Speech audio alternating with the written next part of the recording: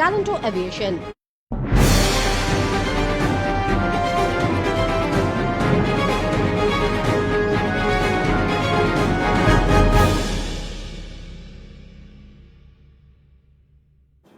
নমস্কার, আরোহী নিউজে আপনাদের সকলকে স্বাগত। সঙ্গে রয়েছে আমি রুমকি। আর শুরুতে যে খবরের দিকে নজর রাখবো, দমদম পার্কে তৈরি হচ্ছে নতুন একটি সাবওয়ে। 13 কোটি 41 লক্ষ টাকা ব্যয়ে তৈরি করা হবে এই সাবওয়েটি এবং জানা গিয়েছে যা তৈরি হতে সময় লাগবে প্রায় 6 মাস। লেকটাউন এলাকায় আরো 2টি সাবওয়ে রয়েছে। দমদম পার্কেরটি নতুন সংযোজন, তাতে রাস্তা পারাপারে সাধারণ মানুষের অনেক সুবিধা হবে বলে জানিয়েছেন নিত্যযাত্রীরা। তবে সাবওয়ে তৈরির জন্য যান চলাচলে কোনো বিঘ্ন ঘটবে না বলে জানিয়েছেন বিধায়ক সুজিত বসু। এটা প্রায় 14 কোটির কাছাকাছি, 13.5 কোটি টাকা অ্যাডমিনিস্ট্রেটিভ অ্যাপ্রুভাল দমদম পার্কে। আর যেটা লেকটাউনে শুরু হয়েছে সেটাও প্রায় 14 কোটি সামথিং, প্রায় 15 কোটির কাছাকাছি।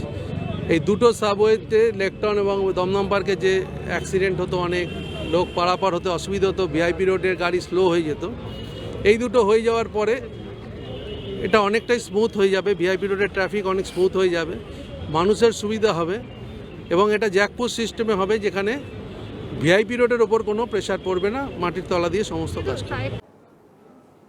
দীর্ঘ 7.5 মাস পর আজ থেকে শুরু হলো লোকাল ট্রেন পরিষেবা এবং সেই মতো অন্যান্য স্টেশনগুলির মতো কাকিনাড়া স্টেশনেও ছিল এক ছবি।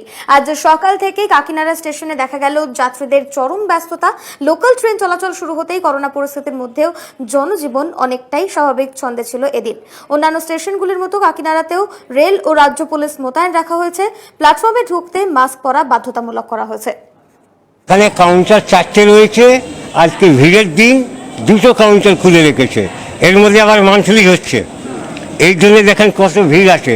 সকালে কালী মন্দির অবধি ভিড় চলে গেছে। যেগুলো যে স্বয়ংক্রিয় টিকিট মেশিন আছে, তারসাপাড়া স্টেশনে 2টো স্বয়ংক্রিয় টিকিট মেশিন আছে।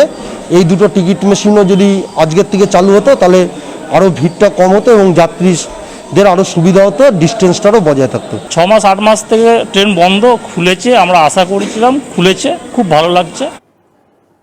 বিজেপির থানা ঘেরাও কর্মসূচি এবং সেই কর্মসূচিকে কেন্দ্র করে ব্যাপক উত্তেজনার সৃষ্টি হয়েছে খড়গপুরের টাউন থানায়। এদিন খড়গপুর টাউন থানা ঘেরাও কর্মসূচি করে বিজেপি কর্মী সমর্থকেরা এবং বিক্ষোভ হটাতে গেলে পুলিশের সাথে বিজেপি কর্মী সমর্থকদের খণ্ডযুদ্ধ বেঁধে যায়।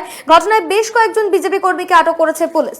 প্রসঙ্গত, মঙ্গলবার খড়গপুর শহর থেকে এক বিজেপি কর্মীকে গ্রেফতার করে খড়গপুর টাউন থানার পুলিশ। তারই প্রতিবাদে এদিন থানা ঘেরাও কর্মসূচি বিজেপির। हम लोग आज टाउन घरों में आए। हम लोग का जो बीजेपी के कार्यकर्ता को झूठ मूठ गलत आरोप में उनको पकड़ के लेके आया। हम लोग सब टाउन घरों में आया। बड़ा बाबू टाउन से निकला, बाहर गेट खोल के लाठीचार्ज करना पूरा चालू कर दिया। बड़ा बाबू 4 डंडा मारा मेरे को, और साथ में जो उनका और भी जो होगा तड़का लोग हैं, वो लोग भी डंडा मारते गया। किस लिए मारा आप लोगों का? आज क्या है?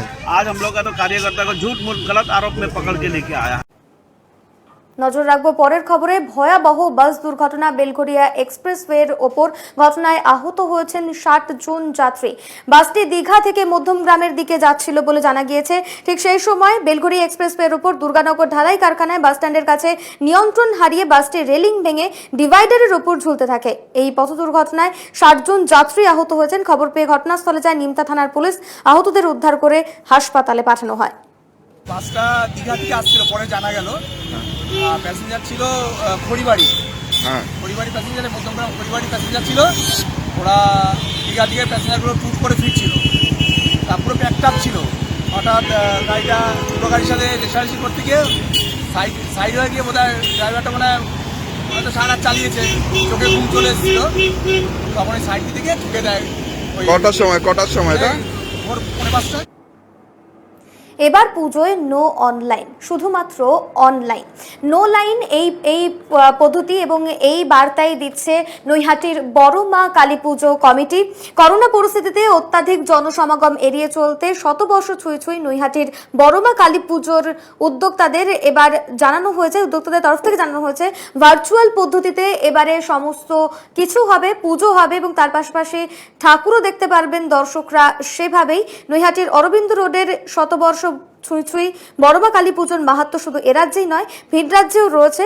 প্রতি বছর কালী পুজোর দিনে দূর দূরান্ত থেকে বহু মানুষ ভিড় জমান, কিন্তু এবছর ভার্চুয়ালি তাদের মণ্ডপ দেখার অনুমতি দিয়েছে কর্তৃপক্ষ। আপনারা জানেন এই মহামারী করোনাকে কেন্দ্র করে সারা পৃথিবী সারা ভারতবর্ষের যে অবস্থা এবং কলকাতা হাইকোর্ট প্রশাসনের নিয়ম অনুযায়ী আমরা এবছরে দণ্ডিকাটা বন্ধ রেখেছি, অঞ্জলি বন্ধ রেখেছি, পুজো নেওয়া বন্ধ রেখেছি, ভোগ বিতরণ বন্ধ রেখেছি। এবারে ভক্তদের কাছে আমাদের অনুরোধ, আপনারা ভার্চুয়ালে বড় মাকে বাড়িতে বসে দর্শন করুন। অগুন্তি এবছরে সবার মনে একটা আফসোস থেকে যাবে, মাকে যারা যেইভাবে দর্শন করেন সেইভাবে করতে পারবেন না, সব অনলাইনে দেখবেন বা যারা যারা পুজো দিতে ইচ্ছুক আগে থেকে সব দিয়ে দেবেন, একটা মনে তো আক্ষেপ থেকেই যাবে মায়ের। আপাতত এই পর্যন্তই। অন্যান্য সব খবরের জন্য নজর রাখুন আরোহী নিউজে।